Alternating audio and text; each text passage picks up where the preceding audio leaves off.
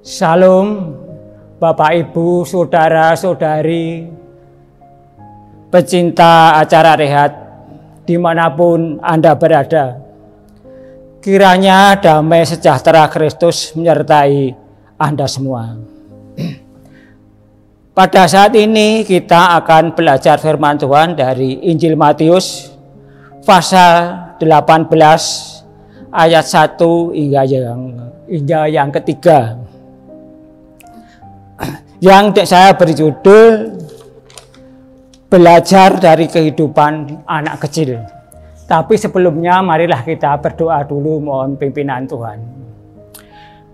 Bapa kami yang bertahta dalam kerajaan surga yang mulia, kami mengucap syukur atas berkat-Mu dan kasih-Mu yang Kau limpahkan kepada kami, sehingga pada saat ini kami dapat menjumpai saudara-saudara kami yang pencinta acara rehat ini untuk belajar kebenaran firman-Mu ya Tuhan. Kiranya Kau berkati kami dan saudara kami yang menjadi pendengar dan peserta acara rehat ini. Hanya di dalam nama Putra-Mu yang tunggal Yesus Kristus Tuhan di kami naikkan. Amin. Bapak Ibu yang jemaat yang dikasihi Tuhan, marilah kita buka Alkitab kita di dalam Injil Matius pasal 18 ayat 1 hingga yang ketiga. Akan saya bacakan untuk Bapak Ibu dan saudara semua. Perikopnya adalah siapa yang terbesar dalam kerajaan surga. Pada waktu itu datanglah murid-murid itu kepada Yesus dan bertanya, siapakah terbesar dalam kerajaan surga?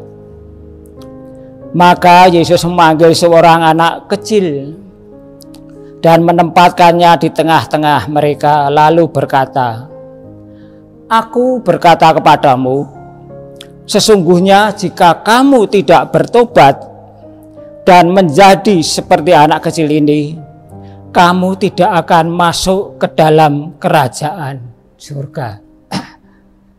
Itulah yang akan kita pelajari pada saat ini. Dan yang menjadi rema adalah pasal yang ketiga. Di dalam pasal 3 ini dijelaskan yang perlu kita garis bawahi adalah yang pertama bertobat, dan yang kedua adalah menjadi seperti anak kecil.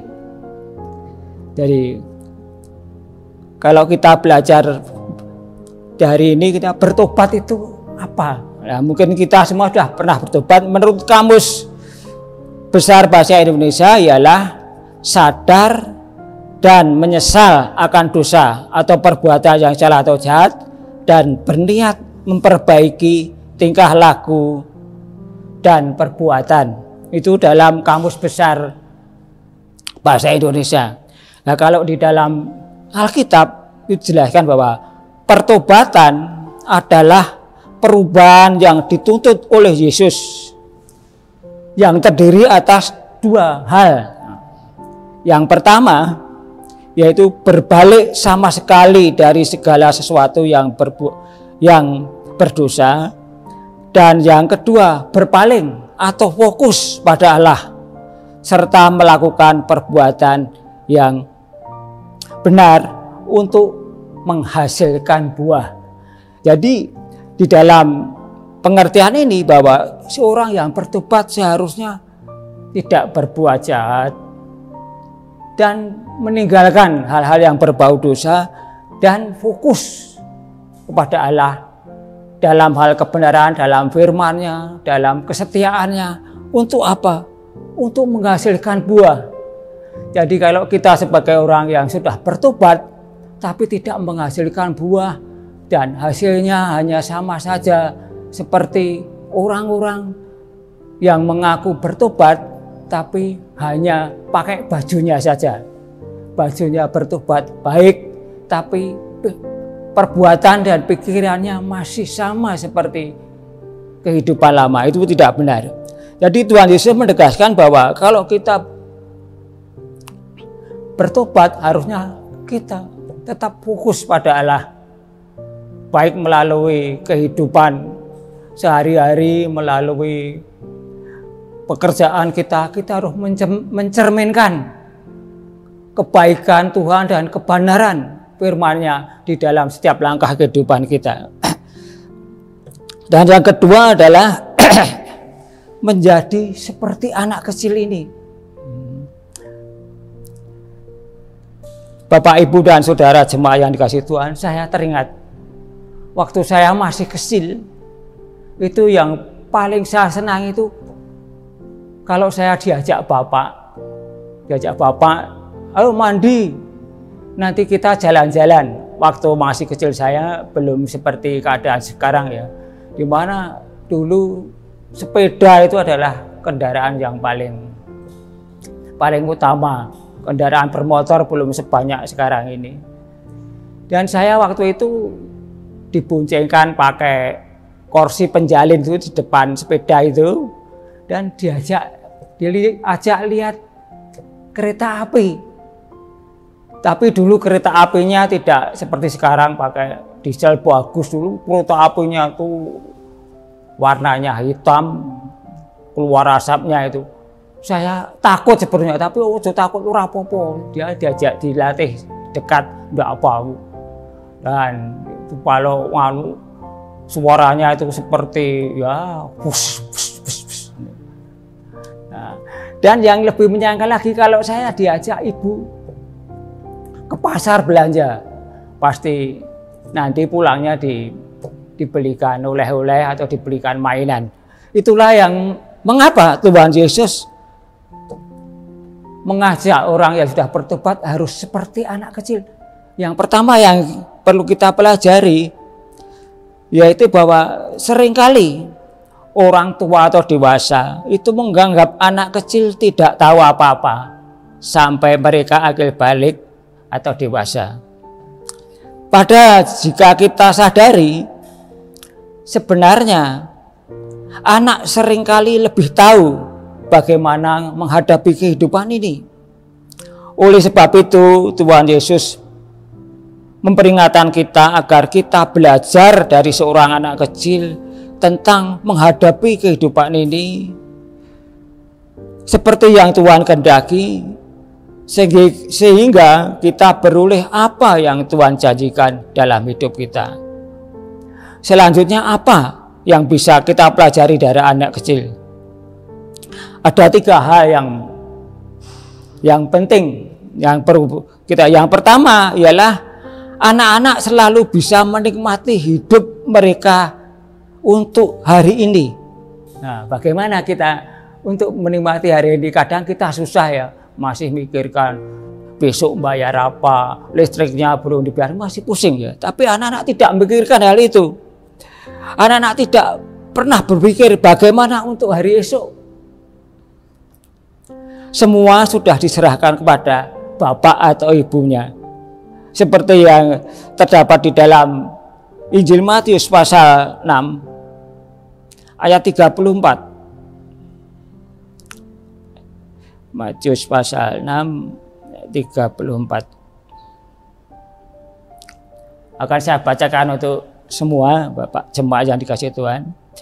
Sebab itu janganlah kamu khawatir akan hari besok, karena hari besok mempunyai kesusahannya sendiri. Kesusahan sehari cukuplah untuk sehari-hari. Ini adalah firman Tuhan ya Bapak, Ibu, Saudara. Jadi kalau kita berpegang pada firman ini, maka kita tidak akan merasa khawatir untuk hari esok. Sebab apa? Kekhawatiran hari ini cukup hari ini, dan kekhawatiran untuk besok kita tidak tahu apa yang akan terjadi.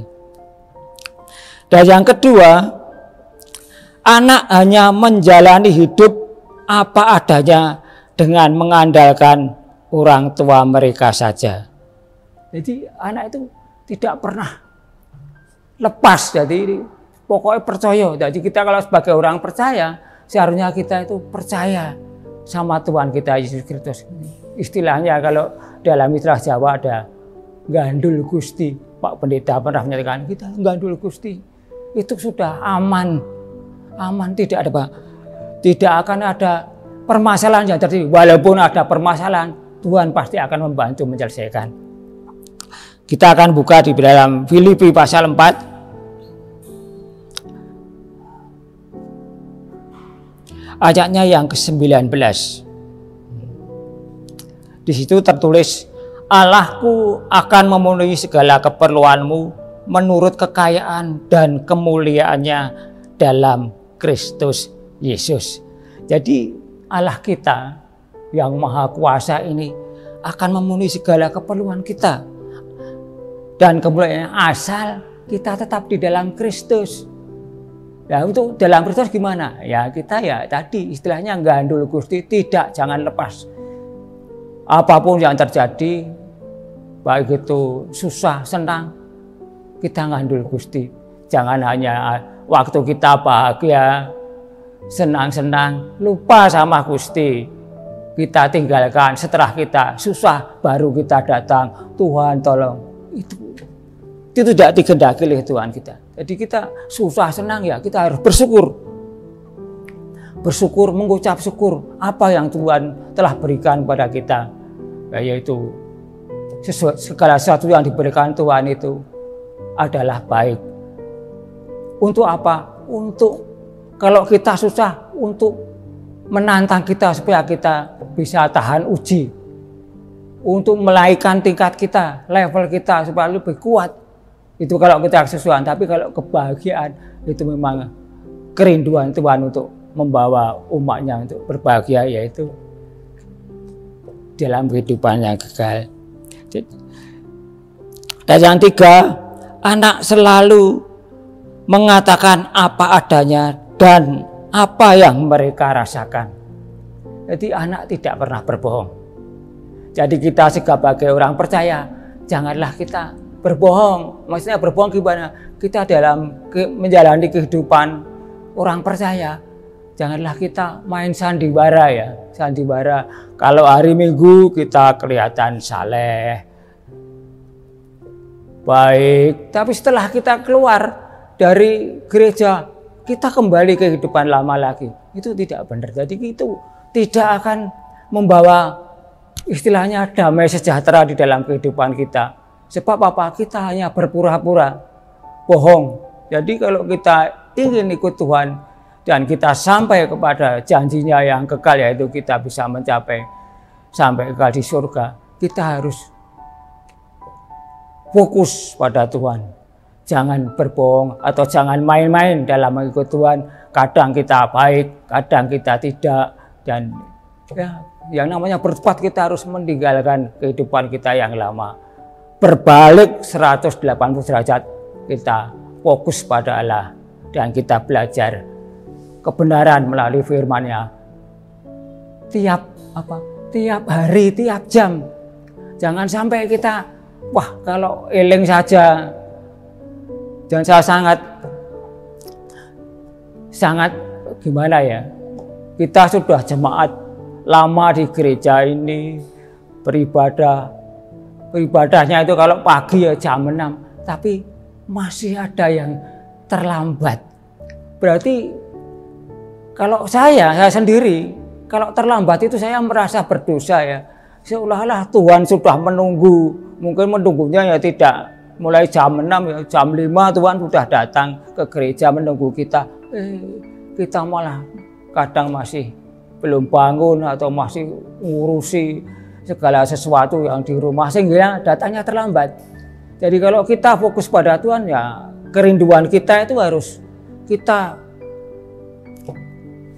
curahkan melalui keteladanan, kedisiplinan kita.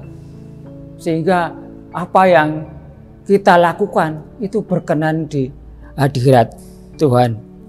Ya, itulah yang dapat sampaikan kesimpulannya bahwa semua orang tidak hanya murid-murid Yesus, tapi kita dan bahkan seorang Yahudi yang bernama Nikodemus itu pun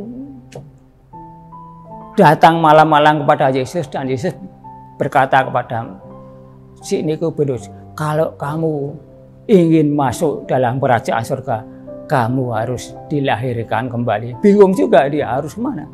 Ya karena untuk kerajaan surga itu kerajaan yang sangat mulia. Di sana tidak ada sakit penyakit, tidak ada kesedihan, adanya sukacita. Maka apabila kita merasa sukacita di dunia ini, itu adalah sukacita yang diberikan Tuhan. Marilah kita menjalani kehidupan kita orang percaya dengan sukacita, jangan sedih hati. Tuhan pasti memberkati. Amin. Marilah kita berdoa. Bapa yang surga, kami mengucap syukur padamu ya Bapa atas firman-Mu hari ini yang menguatkan iman kami, di mana untuk masuk di dalam kerajaan-Mu yang mulia, kami harus seperti anak-anak, yaitu sukacita, berkata apa adanya, tidak bohong, dan selalu mengandalkan Tuhan, sehingga kehidupan kami nanti nyata di hadapan-Mu ya Bapa. Berkati saudara-saudara kami yang sudah mendengar firman ini, supaya mereka dapat melakukan dalam setiap kehidupan sehari-hari, sehingga nama-Mu bisa dimuliakan melalui tingkah laku perbuatan mereka ya Bapak. Hanya di dalam nama Tuhan Yesus Kristus doa ini kami naikkan. Amin.